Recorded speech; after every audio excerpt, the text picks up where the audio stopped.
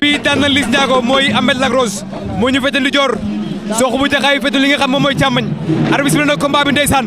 waaw ci doomu Diamaguène la mujjee xaay Ahmed nag instant bi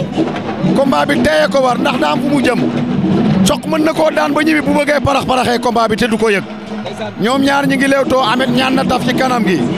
ma nga tiital tànk ba dugat topp ko Sokh bu Jaxaay ma ngay déplacé wu ñoom ñaar Ahmed a ngi koy topp ñoom ñaar Ahmed Lac Rose Sokh bu Jaxaay ñoom ñaar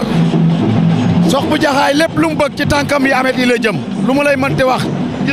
ndeysaan avocat ki nga xam moom mooy Ahmed Lac Rose dafa bëgg jeexal lamb ji waaye dafa mel ni Sokh comprendre na loolu ndeysaan Ahmed a ngay dox si kawam Ahmed Lac Rose ak Sokh bu Jaxaay ndeysaan Ahmed moo gën a njool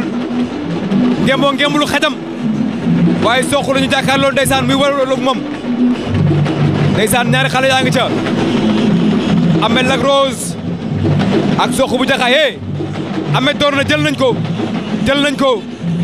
la ilaha illallah Sokh bu Jaxaay jël na ki nga xam mooy Ahmed Lac Rose waaye Ahmed a ngay door mënu bàyyi Ahmed a ngay door Sokh nga fexee ne jàpp Ahmed a ngay door fexe jàpp bërëb suuf la bëgg a bëreeg moom Ahmed téye na ci loxo droitam téye bu dëgër Sokh ngi lijjanti pour jàpp Ahmed a ngi koy tojtal Ahmed ma ngay toj kaani ga pour fas yéene door ci suuf Ahmed a ngay kuujal ci suuf mais Sokh fee mu jàpp ne loxo droitam bee bu lijjante ko rek day def action te boo gisee loxo Ahmed bi dafa ne ci biir xalaat naa fi tegal